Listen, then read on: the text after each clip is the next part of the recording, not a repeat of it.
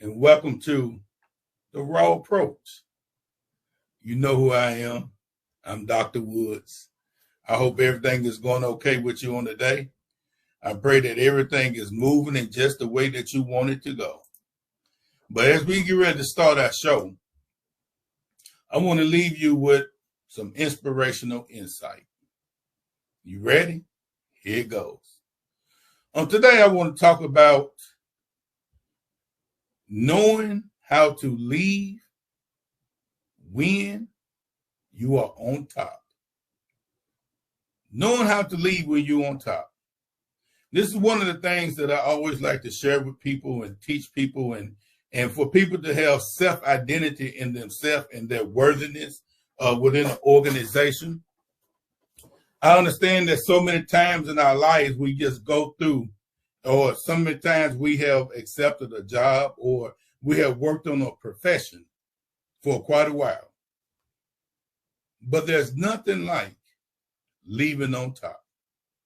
I was listening to a story when they were talking to Michael Jordan, and they was asking Michael Jordan, with him still having an opportunity and still having youth in himself, why did he walk away from basketball? Michael Jordan said that he wanted to leave while he was on top. Not only did he want to leave while he was on top, he wanted to leave while there was nothing wrong with his legs. He wanted to leave while he was in good health. He wanted to leave before someone asked him to leave. That's the catch. What I have found out in my life and life experience is that most of the time when people ask you to leave, they don't ask you to come back. That's just something to think about.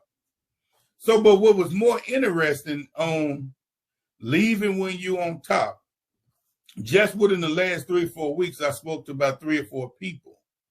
They have left the industry where they have given 19, 20, 21, up to 25 years in the industry and decided it was time to leave while on top. I applaud you. I commend you. There's nothing wrong with looking to find something new. Also, don't take it back. Don't take that wrong. I'm not saying that everybody got to leave and everybody should leave their job and move on to other things. There's nothing wrong with people staying on their job 30, 40 years and retire. I think that's a wonderful thing. If you look into the Eastern civilization, especially in China and Japan, there are some people that, and it's on the normal, they work 30, 40 years with one company and never leave. I'm just saying, if you know that you have an inspiration, a desire, and a goal to do other things, I just pray that God gives you ample time to make up your mind before somebody make up their mind for you. That's my inspirational insight for you on the day. Remember, when possible, leave on top. All right. That's that. All right, y'all. I'm going to bring our guests in the house on today. We have Mr. Edwin Cruz with One Stop Texas. I'm going to let Mr. Edwin come in and introduce himself. And let me tell y'all this, just like everybody else, Edwin, the first thing he told me is, man, I don't do all that talking. Edwin going to be the main one talking. We're going to be on this show about an hour later. But here we go. Mr. Edwin, introduce yourself, man. How's everybody doing? My name is Edwin Cruz, local Clarksvillian business owner here, member of Phi Beta Sigma Fraternity Incorporated. Blue proud father and happy husband. You know. My bad, Edwin. Proud father, happy husband, and just trying to how to leave a legacy and more mark on this world. That's what's up, Edwin. Man, I appreciate you. Thank you for being on the show, man. We have a lot of topics to discuss today, and I'm just going to dive on in. You know what time of the season is, Edwin? It's that time of the season, brother. It's tax season. It is tax season. It is tax season. It's coming to a close, though. It's the 8th day. The 15th, the filing deadline. I might push a little longer, but I'm ready to go on and sit down for a little bit. They Now, want me out. I just did my taxes today, man. I didn't know to cry or even be depressed. but either way, man, it's all good. So first of all, throw something out there in case somebody needs some last minute advice how they can get with you. You give the office a call, 931-494-9698. You can stop by, give us a call. Whether you're in the area or not, we'll get you situated electronically. You know, got any questions for us, give us a call. You know, I'll answer best I can. That's what's up, Edwin. So what type of advice could you give somebody right now that's dealing with taxes and maybe thinking about doing an extension? What's the pros and cons? What's up, little man? Well, put it like this: if you got a refund coming, or you don't believe you owe, you got some money coming back. That 15th deadline, that April 15th deadline really ain't too big of a concern for you. But if you owe money, you know you're gonna have to send the IRS a check. You need to get it filed and paid by the 15th, so you can avoid penalties and interest for not getting it done on time. But if you got some money coming back, you're good. You got up to 3 years to file those before you're gonna lose that refund.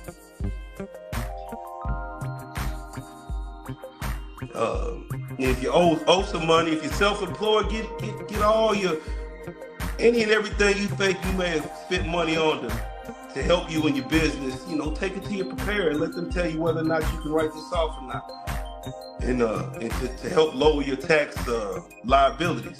You know, but at the same time, everybody, we want to lower our tax liabilities as low as we can, and obviously, you know, we don't want to pay them, but you just got to think about those things on the flip side when you're trying to go to a bank or you're trying to get a home, you're trying to get some money, and even though you brought in good money through your business, if you wrote it all off, you know, it's going to be a hard time getting things approved. That's about it, bro.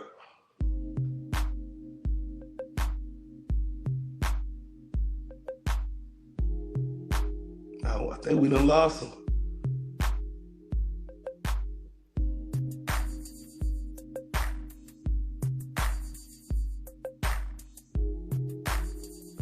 But yeah, that's it, y'all. I'm a real estate investor. I like to buy and hold. There's plenty of different ways to do that. Real estate is a very good way to help lower your tax liabilities.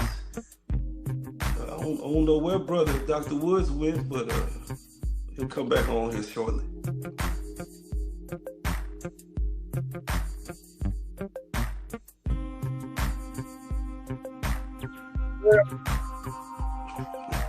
Can you hear me? Yeah, I can hear you now. I don't know what happened, man. All right. Then they try to take us off air already. I haven't became controversial yet. All right, brother.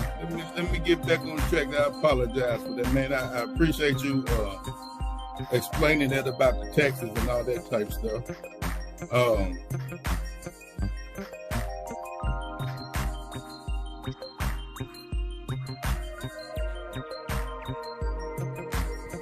All right, now I'm back vibing now. All right.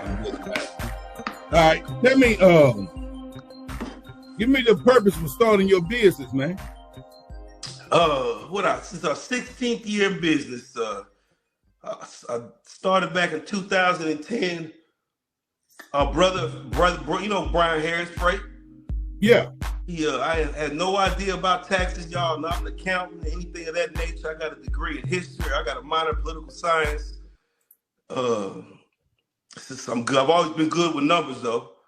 But our brother Harris, you know, about 15, 16 years ago, he reached out to me, let me know that somebody was starting a tax business. There was an opportunity to get involved, and he reached out and asked if I was interested. And I did. I let him know I was very interested in it and asked him different routes. And he said, well, you can be a tax preparer or you can pay some money and be an owner. And I was like, well, you know, I ain't never really wanted to work for anybody. So I took and at the time I was a little transition. I was living in my mother's house back home. You know, things had hit the fan. But I took my last $1,500, man. I paid this man to get into the tax business. I got on my hands and knees. I left with the Lord, and it's been producing fruit ever since. Man, that's what's up. You know what I like about that is you and I talked briefly about giving advice to other people that want to start their own businesses and that type stuff.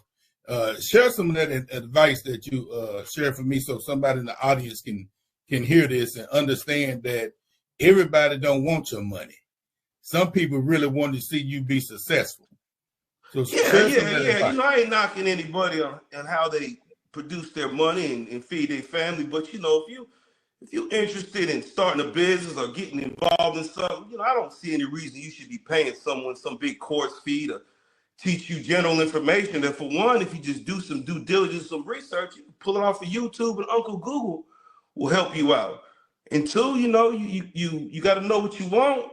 And know that the microwave only works with food, so you got to put in your work, your time, and let it do its thing, and roll your dice. Always bet on yourself. But if but you also got to know yourself, Frat. If it ain't in you, don't go do something. You know what I mean? If it's on a hope and a prayer, you don't need to do that. But if you generally believe in yourself, I always put it out there, bet on yourself, man, because ain't no one gonna do what you can do for yourself. Man, one of the great advice that was given last week, as I was talking to another entrepreneur in Darby Starnes with D&M Apparel, he shared with the audience that, hey, if you looking to start a business and you looking to, have a capital loan or a business loan, ask yourself, do you have that money to pay that loan right now? Yeah. So what he was explaining, say, if you don't have the money to, even you might get approved, but if you don't have the money to pay on that loan, like right now, then don't get it, because you're only setting yourself further back, but you don't see it until you really get in it and you're like, man, what I done got myself into. Yeah. You done picked up this overhead that you got to cover every month, and you ain't bringing nothing in. And you know what, man? I tell people all the time, you look at a lot of businesses from starting out with a business, you look at people that started new churches, or you're looking at people that no matter what they're doing, a lot of people rush into the overhead. And when I say the overhead, the brick building, you know what I'm saying? That brick building is going to be your highest cost. Yeah. Them monthly bills that, it's coming regardless. But at the same time, I don't want to discourage anybody. Get out there and do something. Don't be afraid to get out there and make something happen, because it can't work. Don't be afraid of failure. You can't be afraid to fall. You're going to fall down, pick yourself back up, dust yourself off, and keep rolling. Yeah. I mean, there's hardly it might not be you didn't get the result you wanted. You didn't necessarily fail.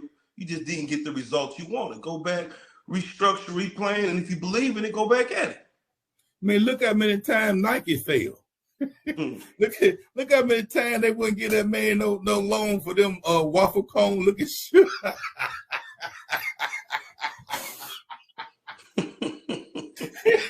The banks were like, "You want to do what?"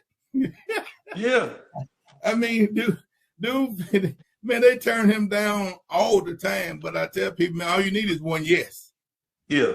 That's all you need, one yes. That's it. And you can't be afraid to bet on yourself. You cannot. Rick Ross, I seen this little video he put out, you can fail for 10 years, but you just need that one lick, and wham, whole life done changed.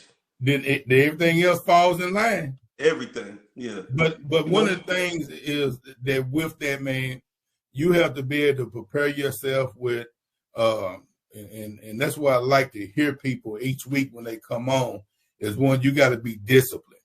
Discipline is going to prepare you when times get hard, that you got to make these critical choices. You know what I'm saying? Yeah. I'm not a steak eater, but I use this to say, even though you got a couple of dollars, you be like, man, I'm going to go and do this and give me this steak. Or, I mean, you can sit at home and deal with the bologna, but you got to ask yourself, what sacrifice are you willing to make in order to grow that business? You know what I'm saying? Exactly. If you always out there splurging, and then you looking for the business to replenish you, you hustling backwards. Hustling backwards. Man, that's I don't know. They need to put that in the business book. Hey, it's coming. It's coming. Believe me, it's coming. And I've failed, bro. You know, I've had plenty of different businesses in the years that I've had my tax business. I tried, you know, I had a hot dog cart. You know, I remember the hot dog cart. You remember? I started up a payday loan company. I was there loaning money. You know, and I was like, whoa, maybe this ain't what I want to do, you know. But I tried, you know. But that takes me to my next point, man. The real estate. Yeah. Give the people your advice on the real estate. How you know, I know you did real estate, and then I'm gonna go there with the statistics. And I had Jay Lipscomb on, and she also talked about how people in real estate probably go 2-3 years before they sell their first house. And but you got so many people that jump out there in real estate and they're gonna become instant millionaires. Yeah. You know, it's one of them things you may have an agent that catch it and get the hook up and they able to move it. They're able to move it, but that don't work for everybody. And I think the stats is it's almost like 75% of new real estate agents don't make their first official sale by themselves. They're working with other people and get a portion, but that portion don't pay the bills though. Well, you know, like I tell my 20-year-old and my 15-year-old, there's more than one way to skin a cat in real estate. I'm not a real estate agent, so you know, I really ain't got too much experience in that nature, but I do know, you know, people that ups and downs, you know, that's gonna fluctuate with the market. I consider myself more of an investor where, you know, I look for off-market property that people ain't put on the MLS that are listed through a real estate agent. You know, I'm looking for them rundown properties. I'm looking for, you know, my uncle, your cousin and uncle passed away and he's sitting on some property. He's just trying to cash out that he's not trying to do no work. So I'm more into those properties and I'm gonna buy those cash and fix them up and rent them out. You know, so it's a slow grind. You know, Henry Banks, he's my business partner, his friend too. Yeah. He's my partner in real estate, and you know, 7 years ago we flipped a home together. You know, I got into real estate trying to wholesale a home. I don't know if people know what wholesaling is, but tell us. I knew it's pretty much getting control of a property through a contract. Let's say you got your house, as a matter of fact, the house down the street from where I lived at, it went into probate. I had signs around, you know, I'll buy your house cash. They called me. I went through there. I made an offer for the home because he didn't want to go the traditional route through a real estate agent. He didn't want to wait the market. He wanted to get him and his brothers and sisters wanted to get their money now. So we worked out a deal to where, you know, I'd give him this amount of money, give me 30 days to give you that amount of money. And I told him I'm gonna try to wholesale the house. So I got the house at a good deal. The wholesaling is easy numbers. You get a house for $50,000. After you fix it up and do what you got to do, the house is worth $100,000. But it's going to take, you know, it's all hypothetical numbers. It's going to take $10,000 to get that $50,000 house to a $100,000 house, right? So I'm going to sell it. The wholesaler is going to go look for a cash investor, who I am now, who's like, look here, man, I got this home. Give me 60 racks or give me 60 grand. You're going to have to put another 10 into it to get it up to 100. You can rent it out. It'll have a value of this. So I get it for 50. I'm gonna sell it to the host, to the cash buyer for 60. You know, and you take that 10 grand or whatever you negotiate. You know, you take that money and you put it in your pocket, and that's a way to build up. That's a way to build up your bankroll to where when you run across a cash property now, I don't have to wholesale it. I'm gonna keep this one to myself, and I'm gonna start my portfolio for buying and holding, which is I'm gonna buy it, I'm gonna hold it, and I'm gonna wait until and I'm gonna rent it out for the rest of my life. And I'm gonna take that money that way. You know, so like I said, you know, me and here, I wholesaled that house. Couldn't wholesale it. I couldn't find anyone to wholesale it. I promised them people I'd pay them X amount of money. I only had half in, you know, I'm gonna be real, I only had half the money, but I told them I'm gonna do what I do. I went in half with Henry. We went in together, fixed it. fixed it up, folded, made a nice little something, made it flipped in. We flipped our first home, and then we went into I came across another property that we were able to purchase for like 45, 50 grand that we fixed up, and it was our first home. We've had that forever. We've been renting it out. Started off renting for $650, now it's up to $1,000 a month, and throughout the years we've been able to accumulate we got 10 properties now.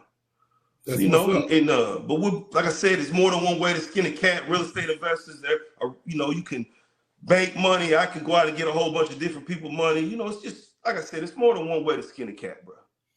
Are you still looking to buy homes and stuff, or you don't reach your max? No, I'm always looking. The market done got wild, so crazy. Tell the people you still looking in case somebody. I'm always there. You got a property to sell? Give me a call. I'll definitely come out there and give you an offer. Tennessee buy homes, Edwin Cruz buy homes. Give me a call. I definitely come out there and give you an offer. Man, one thing I can say, man, we're gonna close quick. 10 days, title go through, we get you your money. That's what's up. That's what's up, man. I appreciate that. Yeah. I was about to say one thing that I can say is one thing I have watched how you have moved, and as you have become, successful in the community, you constantly doing things to let people know that, one, you appreciate your community where you come from. Yeah. And number two, you do wonderful things, and so I'm gonna do some stuff right here. This one right here is pretty much the business aspect, and I kind of put some stuff together for you. So let's see what we got.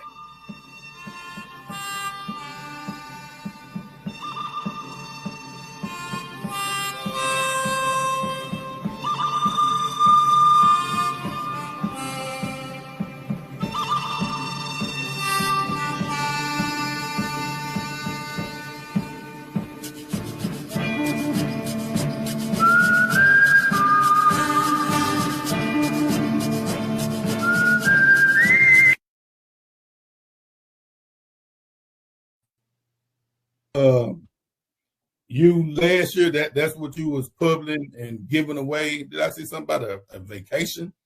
A vacation voucher, it's they got them big dogs, H&R Block, TurboTax, they on TV every day. I don't have the marketing budget, obviously, to compete with those conglomerations. So it's a 3-day vacation voucher. You come by, get your taxes done. We give we got different cities you can choose from. To where you go take get a hotel for 3 days, for 4 days, 3 nights. Now you got to pay your taxes. You know what I mean? But the hotel itself is free, guys. Ain't nothing wrong with it. I pay a monthly fee to where I can give these away. I've used it myself. Me and the family went to Gallenberg last year. It was a DoubleTree hotel. It was a nice hotel. We had a good time. But it's just something to give away to give the clients to come. Appreciate they let me prepare their taxes. That's what's up. Well, here's another one, and so that one said 15 years, but now you at 16 years, right? Yeah. Do it seem like it's been 16 years?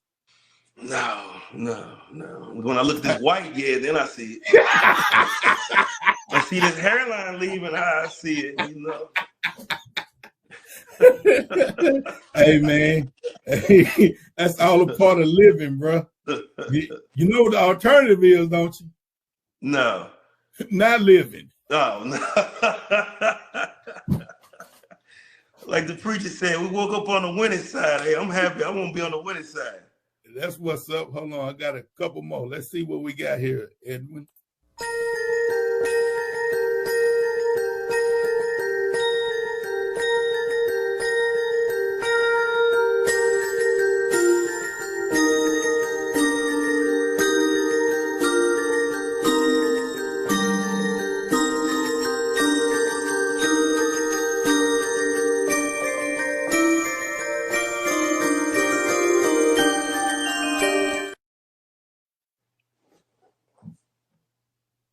Explain that right there. What's going on with that, Ed? I would just had a toy drive, try to give back to the community. That year, Brother James Jackson, he helped us out that year. We got a lot of presidents come by, drop them off, and then we dropped them off to different people that were having giving toys away for kids for Christmas.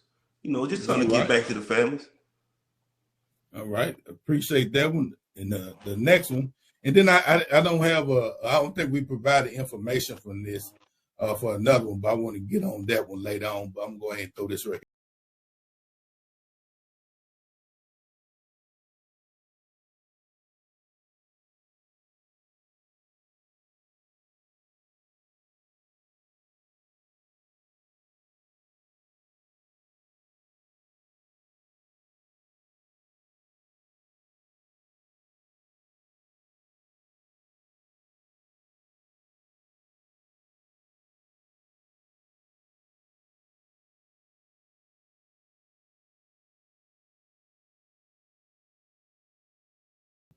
Hmm. You like that? You see all that black I saw? You see that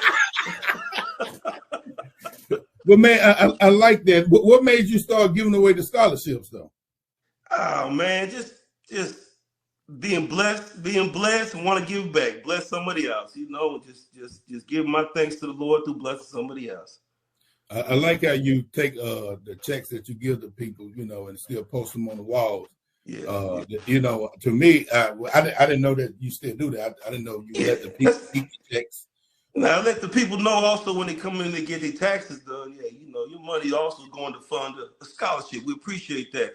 I've had a couple clients see them checks, so they'll throw an extra 100 my way or 200. Yo, Edwin, put this towards that scholarship. Yeah. I appreciate what you're doing. That's what's up, man. I just like I told you the same thing. I appreciate what you're doing in the community. And I want to put out there to everybody. Hold on. I'm going to make sure I get this right. Anyone that's in Clarksville, surrounding areas, we are, the 11th Alpha Sigma graduate chapter of Phi Beta Sigma Blue Phi in the house all day long. All day. We are doing the Andrew Simmons Scholarship Fund. If you have a young male that's out there that don't mind doing writing an essay and hopefully get a scholarship and some book money for books and all that type stuff, hey, look into it. Reach out to myself or go on the website Lambda Alpha Sigma, Phi Beta Sigma, and apply for that. And my whole approach, what I want to do, Edwin, is we do a lot with the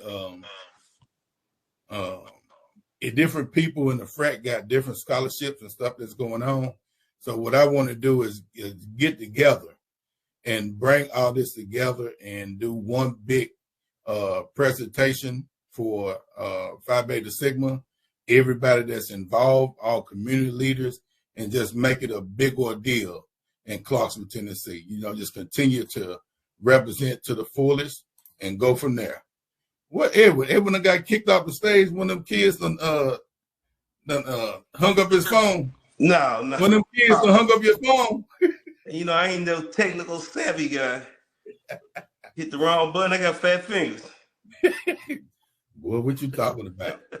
But the other one that we did not get to talk about, or I didn't get pictures was, and I like how you be like, Chop, man, I really don't do a lot of stuff for to be pub, to get clout and to be out there. I do it because it's what I want to do out of the kindness of my heart. Let's talk about the back to school drives and stuff that you do. It's really not even a drive, man. Me, a couple of partners of mine have grown up together. Tyrone Jatan, one of my best friends, Billy Quails. We just throw some money together, get on Amazon, order a lot of book bags, go to Walmart, snatch the how Walmart have the list that the schools want, what grades, for school supplies, and we just go down and snatch that list and just start filling up baskets and then go back to the office, stuff them full of books, stuff the book bags with the supplies, and go drop them off at the schools. Well, I'm gonna put this in your lap. When you do this this year, make sure you include the R.A.W approach. We're going to participate with you. I bet. I believe in keeping my advisory board busy. I know some of them is on right now. They're gonna be like, "There he go. He's speaking for us." I want to keep them busy. Even if I got to get them some pretty little shirts to be out there shopping or whatever they got to do. That's what put us on. Put us on. Yeah. All right, Edwin. Let me know what else you got going on before we get ready to wrap it up, man. Is there a quote or something that you want to share with the folks? Something that you live by on a daily basis. You know what? No, let's not do that. I'm not going to let you get off that easy. Work-life balance, Edwin. Work-life balance. How do you, dealing with your business, dealing with your family, and being in the community, what do you do to handle work-life balance?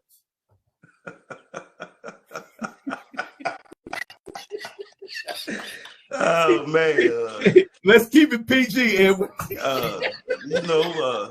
Just try to relax when I get home. Try to relax my free time.